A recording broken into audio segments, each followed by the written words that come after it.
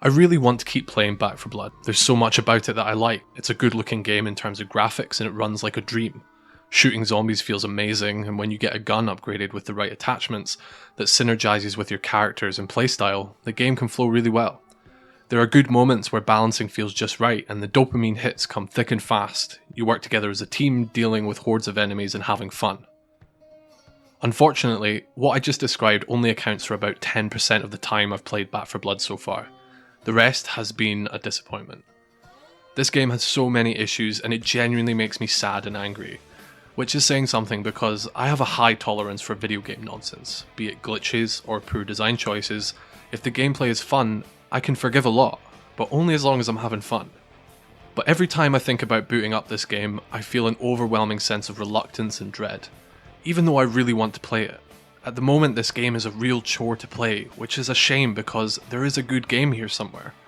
Thank God this game released on Xbox Game Pass, because if I'd paid full price for this game, like I probably would have done had it not released on Game Pass, I would be furious.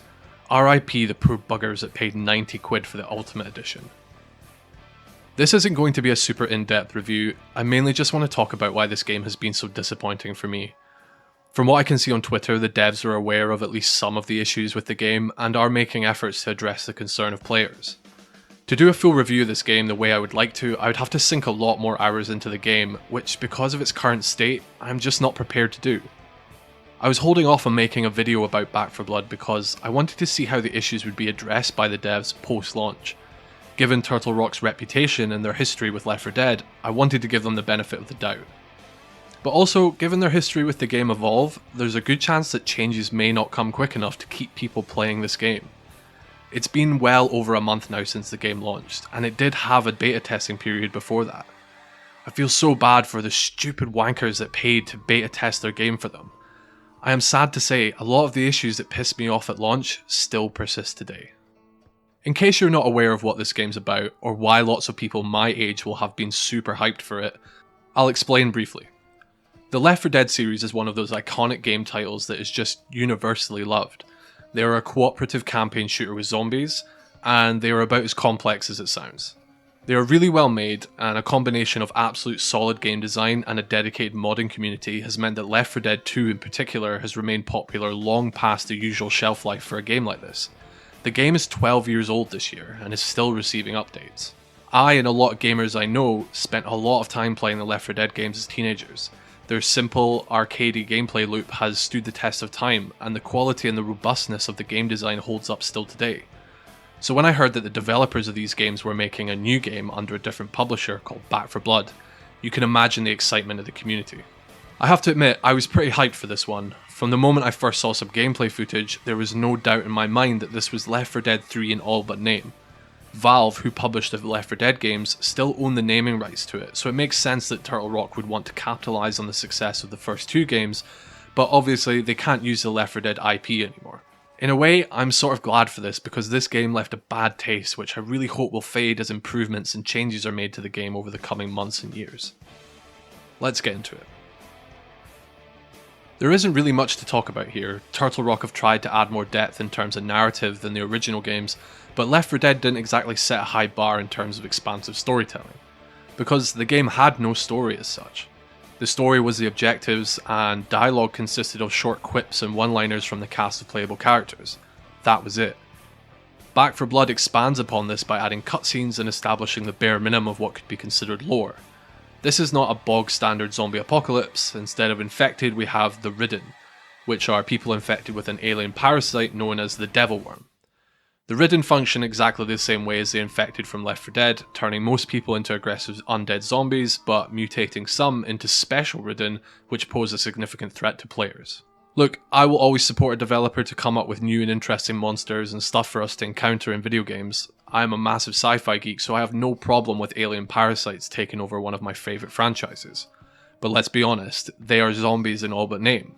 They have different aesthetics and a different backstory, but look, if it walks like a zombie and talks like a zombie... Any zombies out there? Don't say that. What? That? What? That? The Z word. Don't say it.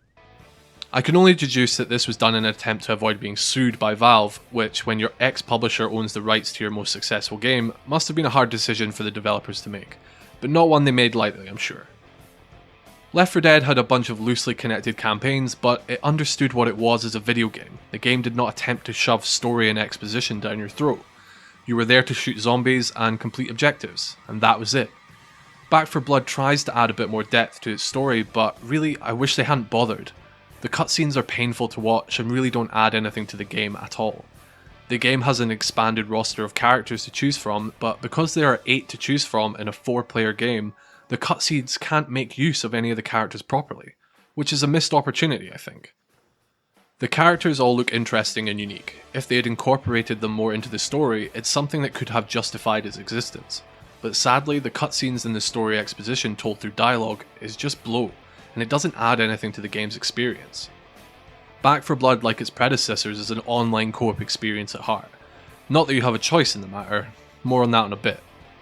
But having story and exposition in an online shooter is just stupid. How am I meant to listen and pay attention to cutscenes when some stoner is mouth breathing through the voice chat at 8,000 decibels? Or some American father of 3 is trying to train his dog, raise his children, and play Xbox at the same time? It's not an environment to enjoy a story in. And that's fine, I never needed a game like this to have a story, so why did they try and add one in? They should have taken some of their cutscene budget and spent it on developing their bot AI. Again, more on that in a bit. The graphics are solid and the game is nice to look at. Colours are a lot more saturated in Back 4 Blood than they were in the original games, and they've gone for a more realistic look to characters and NPCs. Back 4 Blood is running on Unreal opposed to Left 4 Dead, which ran on the Source engine, and you can tell. The game runs really smoothly and has DLSS as an option in the settings for those on PC with Nvidia cards. I played through the game both on Xbox Series X and PC. The game looks amazing and runs steadily at 4K on the Series X, and with DLSS enabled, my RTX 2070 had zero issues running the game on high settings, with frame rates holding at more than 80 FPS, even when things got heated in-game. I will say though, avoid the ultra performance setting on the DLSS. For me, this made the game look really weird and created a whole bunch of graphical artifacts. I got these no matter what quality I had the graphics set to, so I'm not sure if it was to do with my hardware or it's a general issue with that setting. I had it set to normal performance mode most of the time. I didn't experience any frame drops during my whole time with the game, which is impressive because the action can really get spicy with a lot of stuff happening on screen. There are several points throughout the campaign where there will be a metric shit ton of zombies on your screen, and the game handles it with ease. The art design is also really well done. I do like the look of the Ridden. They have added this fluorescent peach coloured crap to a lot of the specials, which I guess sets them apart and gives them a distinct difference in appearance to Left 4 Dead's Infected. It also doubles as a weak spot indicator. It's a bit of a cliche, but not a problem for me.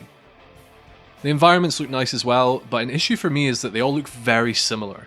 Everything is very grey, like grey is the prominent theme of the environments.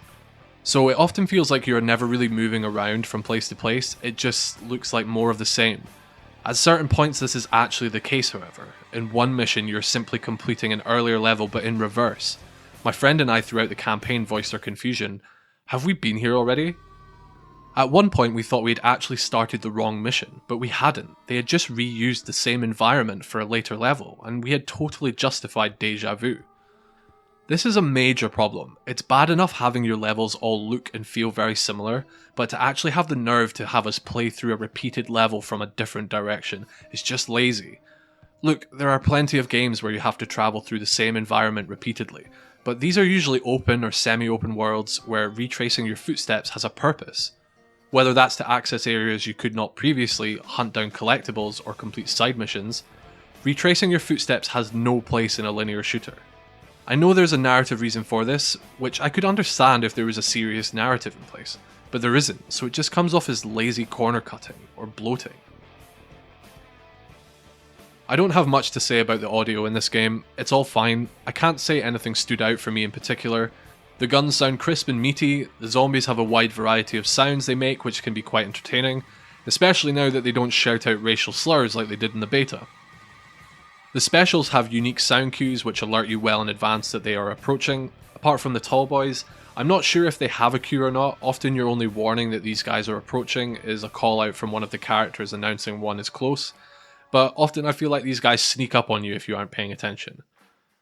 The characters all have decent voice actors playing them. At the end of the day, they don't have much to work with in terms of dialogue, and it consists more often or not than "hey" and "help me out."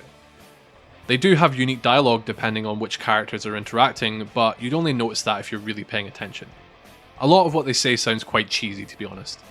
The developers stated that they were going for a much more confident feel to our survivors this time around, and that they would sound less terrified and stressed out than their Left 4 Dead counterparts. This is definitely reflected in the way the characters are voiced, and they sound a lot more confident and generally happy to be here. The music is pretty forgettable, except for one part in the first act, which is clearly an homage to Shaun of the Dead, where the players have to fend off several waves of a horde, whilst held up in a bar with a jukebox blasting out a fun indie rock number. I have to admit, I did really like this part, but I imagine it was a complete nightmare for anyone who was trying to stream this due to the copyrighted music. Well, there's a lot to talk about in terms of gameplay, so bear with me. There are some good points, so I'll start with them. Back 4 Blood has for the most part been able to recreate the feel of the Left 4 Dead game. The level design, combat, and overall minute-to-minute time you spend in Back 4 Blood will feel very similar to Left 4 Dead. I feel this is important because that's the best bit of Back 4 Blood. It's also impressive when you consider that this game was built from scratch on an entirely different engine from its predecessors. I also want to note that Turtle Rock have tried to do some new things as well. This is not just a rehash of Left 4 Dead, they have added some features which are radically different, as well as expanding upon original ones. One feature that I like, which I thought I would hate, is the card system. Usually when I see a game has implemented a card system into gameplay, I sigh. I don't think I've seen a card system in a video game before that I like. The original Titanfall had one, and so did the Battlefront remakes. And although I liked Titanfall and I didn't hate the Battlefront remakes, their card systems were definitely not something that I enjoyed about them. The card system in Back 4 Blood works well for the most part. It works in two different ways: corruption cards and supply lines. Corruption cards are cards that the AI director applies to the start of each level, and they work against the player. That can be from increasing the frequency of hazards like birds, changing the way zombies behave, giving certain enemies armor, or adding optional objectives or conditions to the level. I think this is one of the more clever things that Turtle Rock have introduced, as it really does help make each playthrough feel distinct. You might have played through this level before, but have all the zombies been on fire? It adds elements of variation to the challenge the game poses, and there are a lot of different cards that can be applied. I feel like I'm seeing new ones every time because there are just so many of them. It's not all good though. Certain cards can drastically change the difficulty of a level to what feels like a jarring degree. There is this one card that makes All Ridden coat the ground with green slime that slows and damages you. This can make the level so hard it changes from being fun to just being frustrating. The other half of the card system is supply lines. When you complete a level, you get a certain amount of supply points. Who knows what dictates how many you get because the game doesn't give you a breakdown. It's unclear how much performance influences the number that you get. Anyway, you can use these supply points to unlock cards, which you can add to a deck. You can have a bunch of them equipped to your deck, and at the beginning of each run you choose a deck. At the start of each level you choose a card from your hand. You can pick which order the cards come out in, and gradually you amass a bunch of them throughout the run. There are a huge variety of cards to unlock, and once you get going they can range from basic stuff like get extra health or extra ammo capacity, to being able to carry 2 primary weapons or recover health on every melee hit. I think the idea is that you pick cards that synergize with your chosen character and your playstyle. The card system is totally optional, you can ignore it if you choose, but as you progress through the game you will really struggle without it. Even on the lowest difficulty on our first playthrough, my friend and I were starting to struggle by Act 4, because we hadn't left the game yet to unlock and equip some of the stronger cards that were now available to us. I like the system and I think it has potential, but I think there is an issue with it, and whether or not you agree with me will depend on your opinion of what the card system should be doing for the player. I think that the cards being used at their most powerful will only make you, the player, powerful enough to complete the game on its hardest difficulty. And even then, I think that will be too much of a grind for most players. The problem that I have is that if these cards are meant to facilitate an end game for the player, all they do is enable you to keep playing the game. I don't think that they will facilitate crazy builds that turn players into gods and allow them to do crazy stuff. Any cards that come anywhere close to making you significantly more powerful come with equally powerful debuffs. Yeah, having 2 primary weapons would be sick, but now I can't heal myself. Which is fine I guess, but for me, I don't want to just survive in the endgame, I want to thrive. The card system has obviously been designed with balance in mind, and that's fine because it is balanced and it works really well if balance is what you want. But for me, the cards feel like a different version of leveling up to compete with stronger, tougher enemies. Without them, the game becomes tediously difficult. Speaking of difficulty, this game is hard as nails. From what I can see online, that seems to be the primary complaint from players, is that the game is too hard, and the difficulty levels need to be adjusted. The devs are aware of the issue and have released a bunch of updates to try and address the difficulty. In some of their most recent server updates, they have decreased special spawns in a number of different ways and adjusted special behaviour, because before, in the latter parts of the campaign, you would just be swamped with them at all times, even on normal difficulty. There are 3 difficulty modes: normal, veteran, and nightmare. I've played through the campaign on normal, and I've attempted playing through it on veteran, but veteran was crazy, and not in a good way. Even on normal difficulty, the last couple of acts will provide a significant challenge to even the most veteran of Left 4 Dead players. The developers absolutely need to redo the difficulty levels. The jump from normal to veteran is so extreme, I imagine it'll be too much for most casual players. They need to add an extra difficulty level and reassess the difficulty of each so that there are more options for players. I know some people will be sitting there going, "Oh, just get good, games are meant to be hard." Whatever, if you honestly have played through this game on any of the difficulty settings and think that they are properly balanced, you're a sweaty crackhead and you need help. Currently, matchmaking times are not great. Hosting a new run takes way too long, and more often than not I am waiting for over 5 minutes to find players to start a match with on normal difficulty. Quick play is much faster, but you spawn into the middle of a level and have to take over a bot character. The interface for matchmaking is confusing as well, and often didn't work as it's supposed to. When my friend and I were playing at launch, no matter what we did, we could not get private matches to work. We didn't want to play with other players, and we were happy to have 2 bot companions, but it seemed like we would end up matched with other players whether we liked it or not. This was a good and a bad thing depending on how you look at it. One of the main reasons we didn't want to play with other players is that often it's a frantic rush to find loot, and if you're playing with people who are not communicating through voice chat, you can be standing there opening a crate and some arsehole is just waiting to hoover up whatever's in the box before you even get a chance to look. However, on the flip side of this, if you have bot characters, they don't loot at all. Yes, you get all the opportunities to get what loot you want, but the bot characters do not pick up anything.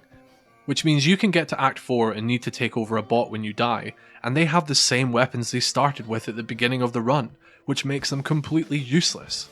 This is only one part of the many issues with the bot AI. The AI is absolute garbage.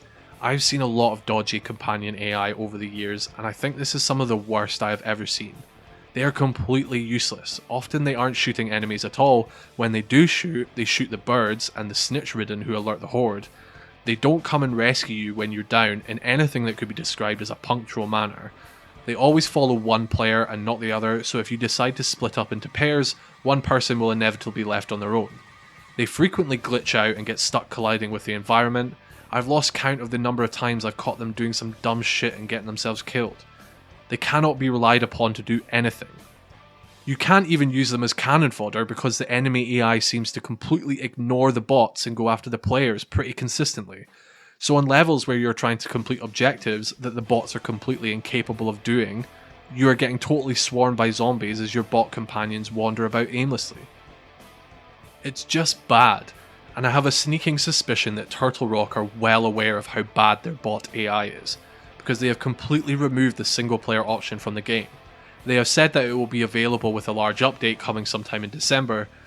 Single player was available originally, but there was no point playing it because they had disabled progression when playing solo. And as I mentioned earlier, you really need to progress to unlock cards to keep playing, so they were effectively forcing players to play in matchmaking. I think that it's a given now that any game that forces players to play online is going to get some backlash for it. I am one of those players that enjoys online play, but sometimes I just want to play by myself and not have to deal with some of the absolute melters you meet online, especially when the loot system that Turtle Rock have implemented is so deeply flawed. So, the loot system, right? I think it's an improvement on Left 4 Dead in a lot of ways. The weapon variety and variety of attachments that you can find is good. They work on a colour-based rarity system much like you will have seen in many other games. Green equals common, blue equals rare, you get the idea. As you progress through the campaign, more guns at higher tiers of rarity become available, either in loot boxes, on the ground, or a random selection are available for purchase in the store at the start of each level. I just want to say that I do enjoy the loot when it works. When you get a gun you like with the right attachments combined with the right cards, it can work very well. This is quite infrequent though. Loot is obtained throughout the level by opening crates. Some crates in some rooms require a toolkit to open, but it's completely random. There is no guarantee that the room you just opened with a special toolkit will have anything better than the last room you went into. That needs to be fixed. If I'm going to take up an inventory slot with an item that is designed to open special loot rooms or boxes, there better be stuff worthwhile in there. I also want to be able to peruse the items before some absolute nugget hoovers it all up before my eyes. The weapon attachment system is the most infuriating part of this. Weapon attachments drastically affect the stats of your weapons, and like the weapons, have a color-coded rarity system. The issue with this is, there is no way to detach weapon attachments unless you swap it with something else. This is problematic for two reasons. Firstly, if you swap an attachment with one you already have just to see how it affects your gun, like how the ADS feels or the reload speed, there is every chance that another player will steal the attachment you just dropped right out from underneath you. So if you accidentally equip a sniper scope onto your Desert Eagle by mistake, and your dickhead mate picks it up, there is absolutely no way to get rid of the sniper scope until you find another attachment. Even if it was a genuine mistake and your companion wants to drop your attachment back on the ground for you, they can't because there is no way to detach it. Secondly, part of the intended progression through the loot system in the campaign is finding higher rarity guns. So if you have spent the middle portion of the game with a blue rarity gun, at some point you will need to swap it out with a purple or gold weapon because they have significantly increased base stats. Often, by the time your first purple or gold weapon comes along, you have kitted that blue gun out with all the attachments that fit your playstyle and preference. But if you want to get a higher base stats with an increased rarity, you have to leave all those attachments behind. You can't swap them over. This completely ruins any enjoyment of finding the right attachments for your guns, because you know that at some point you're just going to have to leave them all behind, when the base damage of your current gun isn't keeping up with the increased health of enemies. The loot system has been significantly expanded upon from Left 4 Dead, and that is a good thing. However, as I just described, there are issues that have a severe impact on how enjoyable it is to play. I think this could be very easily fixed by adding a proper inventory system and a way to detach attachments. So much loot just has to be left on the ground as you progress through the campaign. You might find the perfect attachment for a gun that your partner finds 10 minutes later, but too bad, there is no way to hang on to it. The crate should be inventory based as well, which means whoever opens it gets first dibs. This would be a lot more fair than the current system of whoever can hoover up what's in the boxes fastest. The last thing I want to talk about in terms of gameplay, and it kind of ties into the difficulty, are some of the design choices when it comes to enemies. The basic zombie ridden are easy to kill, but god damn they hit hard. If you're not paying attention, one zombie hitting you from behind can take a huge amount of your health in a really short time. They also apply like a sort of slow stun effect to you, which really messes with the flow of combat. It only takes one hit from a basic zombie to completely ruin whatever John Wick style ducking and weaving flow you had. The melee that players have is completely pathetic. In Left 4 Dead you had a sort of shove melee which would push back all the zombies in front of you by a couple of meters. This was a really important mechanic to help you stop being swamped by zombies. It created breathing room for you to escape and keep moving. The melee in Back 4 Blood doesn't do anything like this and doesn't even kill a zombie in one hit, so it's practically useless. There is a card that can upgrade the melee into a knife stab which one-shots most basic infected, but that's about it. Even the melee weapons don't create space for you to work in, so it's very easy to become quickly overwhelmed and before you know what's happened your health is completely gone. Back 4 Blood's health system contributes to this issue. Certain types of damage permanently reduce your health capacity and can only be recovered at special medkit stations. So frequently, you're operating at 50% or less health, meaning even the most basic zombies can down you in seconds. These are examples of poor design choices that make this game such a bloody chore to play.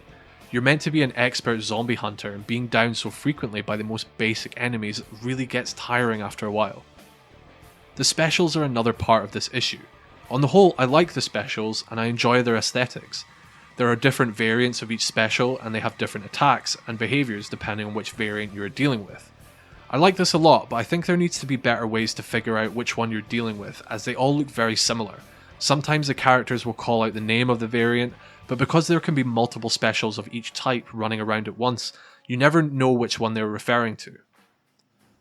A lot of the specials are just not fun to deal with. The tall boys are great, and they sort of lumber towards you and have a slam attack that sends you flying and does a lot of damage. They are quite tanky and they have a weak spot that they hide behind themselves, which makes them hard to shoot. These enemies are great, but the big thick boys, which I'm just going to call boomers because let's face it, that's what they are just a complete pain in the arse. Fine if you can catch them before they get too close, but often they get right up into your face, and because you don't have an ability to shove them back, frequently you are forced to shoot them and have them blow up right in your face. Very annoying.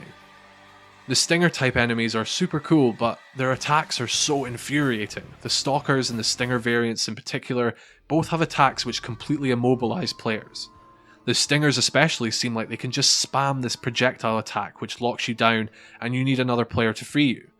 It's just super infuriating. It wouldn't be so bad, but they just seem to spam it, and sometimes there will be more than one of these wankers, so you can get freed only to get hit again 2 seconds later. Another issue is that there is no way to call for help if players aren't using voice chat.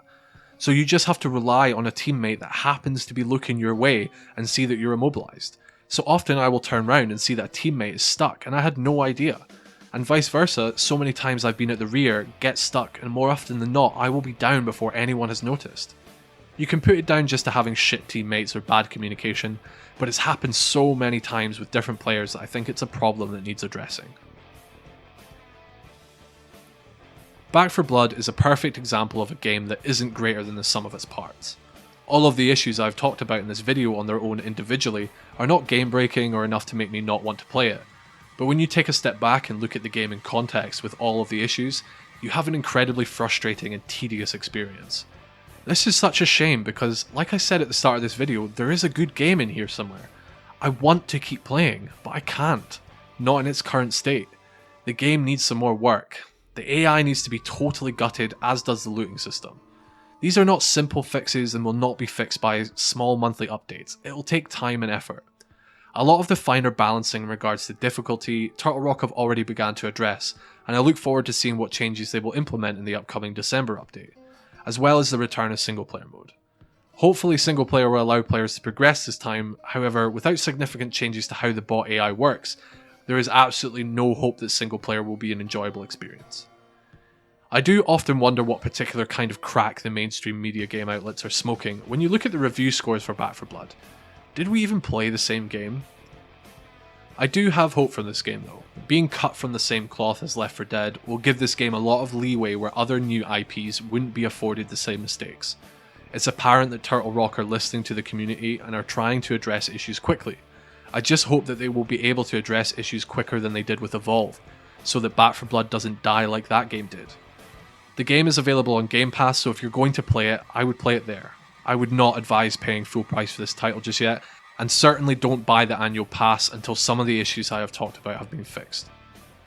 For the moment, I don't think I'll be giving games a score in my reviews. I think that attributing a score to a game completely ignores the fact that video games are art. Whether you think a video game is good or not is completely subjective, and depending on your personal tastes and preferences as a gamer. All I want to do is discuss the objective facts when it comes to the separate elements of what makes a video game, and discuss what I think about them. I'll recommend games or not recommend them, but whether or not you want to play them will depend on you. As always, thanks for watching. If you like this video and want to help out, please consider liking the video and clicking the subscribe button if you want to see more from me. I've been having a blast making these videos and I can't wait to make some more. If you enjoyed the video, please checking out the deep dive I did into Halo 3. I dropped a couple of C-bombs in that video, so I think YouTube is punishing me for it, and not pushing it in the algorithm. It's fair enough really. Anyway, bye for now, and see you next time.